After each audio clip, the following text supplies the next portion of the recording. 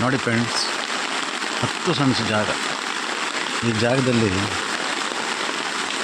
ತೋಟಗಳನ್ನು ಮಾಡಿಕೊಂಡ್ರೆ ನಮಗೆ ಬೇಕಾದ ಬೆಳೆಗಳನ್ನೆಲ್ಲ ಬೆಳ್ಕೋಬೋದು.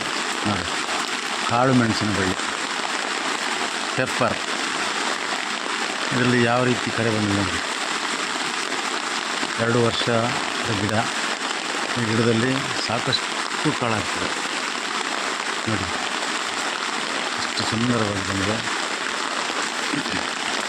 ಇದರಲ್ಲಿ ಉತ್ತಮ ರೀತಿಯಲ್ಲಿ ಇದಕ್ಕೆ ನೀರು ಗೊಬ್ಬರ ಎಲ್ಲ ಹಾಕಿದರೆ ನಾವು ನಮ್ಮ ಮನೆಗೆ ಬೇಕಾಗುವಷ್ಟು ಕಾಳು ಮೆಣಸು ಸಿಗ್ತದೆ. ಕೇವಲ ಒಂದು 10 ಸೆಂಟ್ಸ್ ತೋಟ ಮಾಡಿಕೊಂಡ್ರೆ ಆ ತೋಟದಲ್ಲಿ ನಮಗೆ ಬೇಕಾದ ಎಲ್ಲ ಬೆಳೆಗಳನ್ನು, ಮನೆಗೆ ಸಾಕಾಗುವಷ್ಟು ಬೆಳೆಗಳನ್ನು ಬೆಳ್ಕೋಬೋದು. ಹಲೋ ಫ್ರೆಂಡ್ಸ್, ನೋಡಿ ಯಾವ ರೀತಿ ಇದೆ ನೋಡಿ. ಸ್ವಲ್ಪ ನಾವು ಅದಕ್ಕೆ ಹೆಚ್ಚಿನ ಪರಿಶ್ರಮ ಏನು ಹಾಕಬೇಕಾಗಿಲ್ಲ. ಸಮಯ ಇದ್ದಾವಾಗ ನಮ್ಮ ಕೈಲಾದಷ್ಟು ಅದಕ್ಕೆ ನೀರು ಹಾಕ್ಬೋದು, ಗೊಬ್ಬರ ಏನಾದರೂ ಹಾಕ್ಬೋದು. ಹೀಗೆ ಮಾಡಿದರೆ ನಮ್ಮ ಮನೆಗಳಿಗೆ ಎಷ್ಟು ಬೇಕೋ ಅಷ್ಟು ಕಾಳು ಮೆಣಸನ್ನು ಬೆಳ್ಕೋಬೋದು. ಸುಮ್ಮನೆ ಕೂತು ಸೋಮಾರಿ ಆಗೋದಕ್ಕಿಂತ ಈ ರೀತಿ ಚಿಕ್ಕ ಕೈತೋಟವನ್ನು ಮಾಡಿಕೊಂಡ್ರೆ ಅದಕ್ಕೆ